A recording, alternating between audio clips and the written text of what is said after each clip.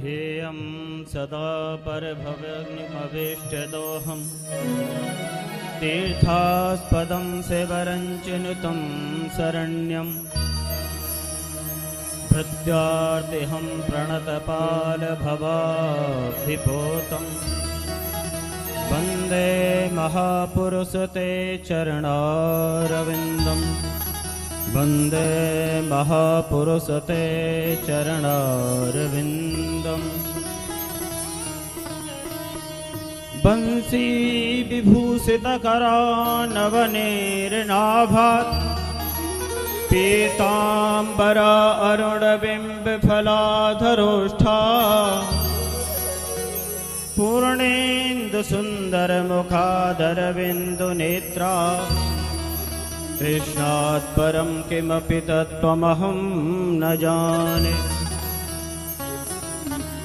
बोलिए श्री बांके बिहारी लाल की जय हो। श्री राधा रानी सरकार की जय। जय जय श्री राधे। आइए परम मंगलमय यह समय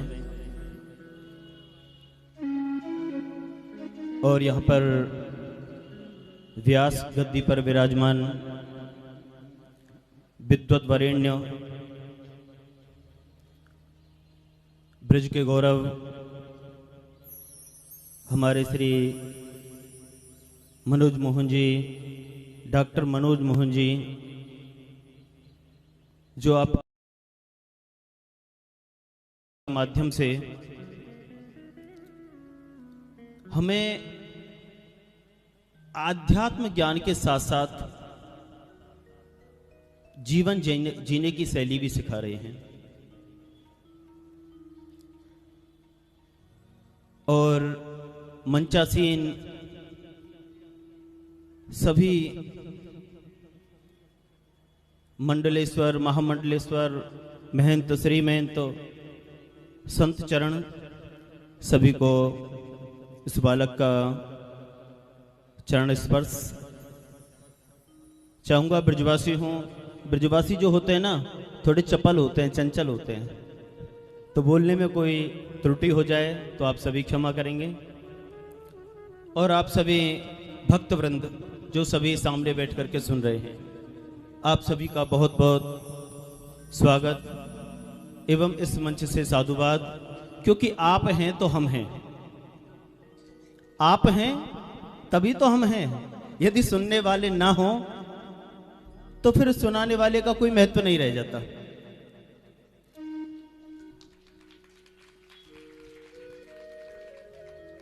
महाराज कथाएं कराई जाती हैं, यज्ञ कराए जाते हैं, इनका अभिप्राय केवल एकमात्र हमको सद्मार्ग दिखाना होता है। संत किसे कहते हैं, साधु किसे कहते हैं? साधवा साधु भूषणा, सज्जन को ही संत कहा जाता है। जिसके अंदर अच्छे गुण हो उसी को संत कहा जाता है। हो सकता है कोई जिसने लाल कपड़े ना पहने हो, साधारण वस्त्र धारण करता हो, परंतु अपने अंदर बहुत अच्छे विचार रखता हो, तो वो भी किसी संत से कम नहीं होता। इसलिए आप जितने भी लोग यहां पर कथा पांडाल में आए हैं ना, इसकी 100% गारंटी है कि आप सभी संत हैं, साधु हैं। आप इस जन्म के नहीं तो पहले जन्म के हैं जरूर, क्योंकि आपका संबंध कथा से जुड़ा हुआ है, आपका संबंध परमात्मा से जुड़ा हुआ है। यदि संबंध नहीं होता तो आप इस पंडाल में नहीं होते। इस कॉलोनी के, इस सेक्टर की इतनी ही जनसंख्या नहीं है, यहां पर इतने ही लोग क्यों हैं? इस पंडाल में वही लोग आ सकते हैं जिनका संबंध हमारे बांके बिहारी से है, जिनका संबंध हमारी किशोरी श्री राधा रानी से है। तुलसी पिछले पापसों हरि चर्चा न सुहाए। तुलसीदास जी महाराज कहते हैं जो व्यक्ति पापी होते हैं, कुमार्गी होते हैं, उनको भगवान की कथा दूर दूर तक अच्छी नहीं लगती। सज्जनों, बहुत बड़ी समस्या एक खड़ी हो गई है हमारे देश में, क्योंकि हम जगह जगह कथाएं करने जाते हैं तो ये समस्या बहुत मिलती है कि महाराज जी क्या बताएं, जैसी बूढ़ी माताएं जो आती हैं वो आकर के शिकायत करती हैं, महाराज जी बच्चे सेवा नहीं करते। उसका कारण क्या है? उसका एकमात्र कारण हमारी शिक्षा में संस्कार नहीं रहे। हमारी शिक्षा से आध्यात्म हटा दिया। विधर्मियों ने आकर के सरकार से प्रार्थनाएं करके हमारी शिक्षा से नैतिक शिक्षाएं हटा दी।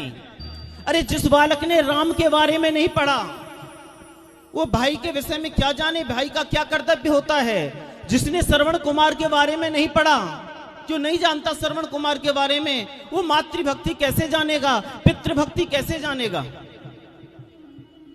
पहले हमको शिक्षा ऐसी दी जाती थी, बच्चा पहले से ही जन्म से ही जान जाता था कि भाई का किस प्रकार का आदर होना चाहिए, भाभी का कैसा आदर होना चाहिए। भाभी को मां के समान माना जाता था। पहले बड़े भाई की पत्नी से मजाक नहीं किया जाता था, क्योंकि उन्होंने लक्ष्मण के बारे में पढ़ा है, मां जानकी के विषय में पढ़ा है। आज के बच्चे माता पिता की शिक्षा क्यों सेवा क्यों नहीं कर पा रहे?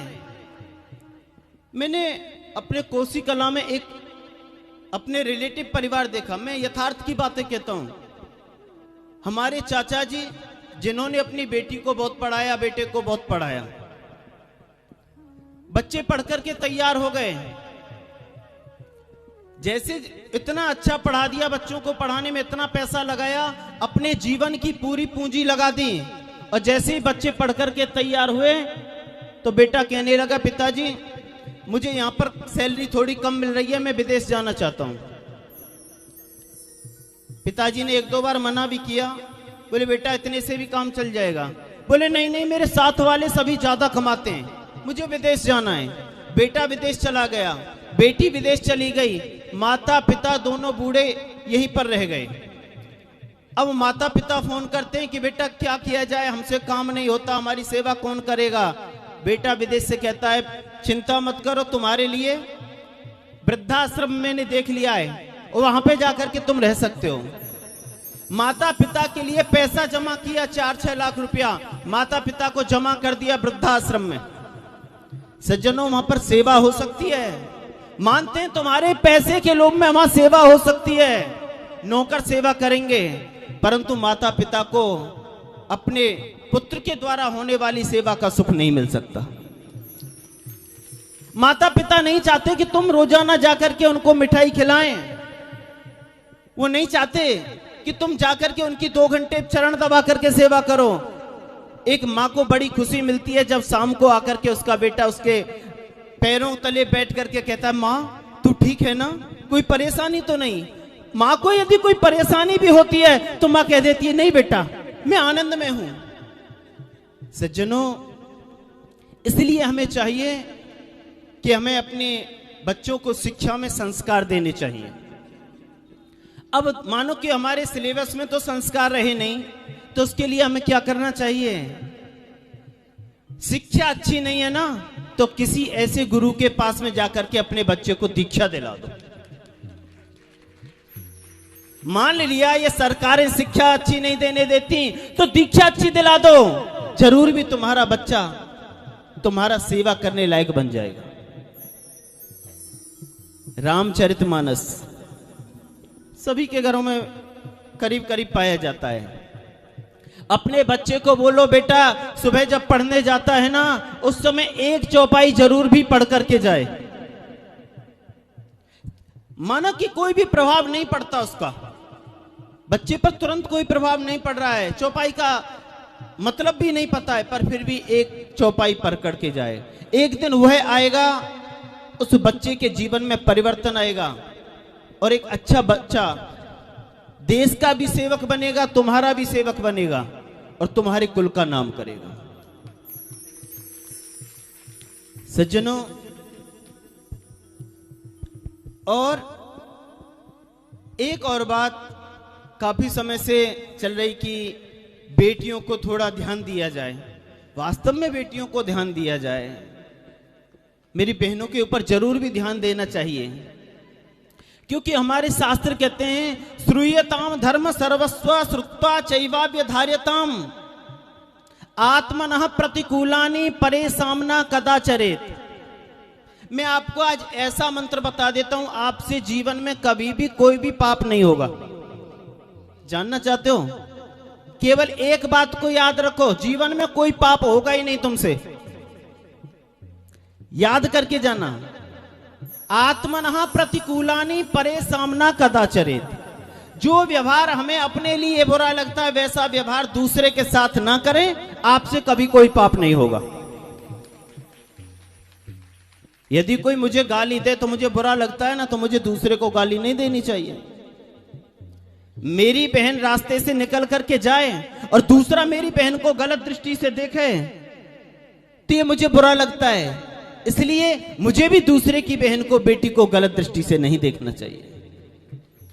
तीसरे, गलती देखने वाले की नहीं, हमारी बहनें। देखिए, बात इस मंच से कहने में थोड़ी वैसी लगती है, परंतु हमारी बहनों का पहनाव बदल गया, माताओं का पहनाव बदल गया। विदेश से आकर के विदेशी लोग, कितने कौन कौन से देश से आकर के हमारे वृंदावन में विदेशी आकर के धोती साड़ी पहन करके, मस्तक पर चंदन लगा करके, हाथ में माला झोली लेकर के हरे राम हरे कृष्ण जप किया करते हैं। उनको शर्म नहीं लगती धोती पहनने में। अंग्रेज आकर के धोती कुर्ता पहनते हैं, उनको शर्म नहीं लगती। परंतु हम भारतीय होकर के अपनी संस्कृति को भूल रहे हैं, हमको शर्म लगती है। हमने धोती कुर्ता पहना, हमको एवं ही समझेंगे, हमको गरीब समझेंगे। आपके पैसा वाला होने की पहचान उस जीन्स से नहीं है। अरे और देखो, पहले किसी का कपड़ा फट जाता था तो बेचारा अपने कपड़े को ढक लेता था कि किसी को बुरा लगेगा। आजकल तो फटा हुआ जीन्स पहनते हैं। बताओ, ये दरिद्रता का प्रतीक होता था। अरे ये वो देश है जहां पर एक नारी की वस्त्र को हटाया जा रहा था उसके शरीर से, तो महाभारत हो गया। आज एक स्त्री से शरीर को ढकने के लिए, वस्त्र के लिए कहा जाता है तो महाभारत हो जाता है। सज्जनों, समय का अभाव है, बार बार घड़ी दिखाई जा रही है, ज्यादा नहीं। मैं यही कहना चाहूंगा, केवल और केवल जैसा व्यवहार हमें अपने लिए बुरा लगता है वैसा व्यवहार जीवन में दूसरे के साथ ना करें। आपसे कोई पाप नहीं होगा। यदि मैं सुधर जाऊंगा तो मेरा पूरा देश सुधर जाएगा। यही याद रखें। राधे राधे, जय श्री कृष्ण।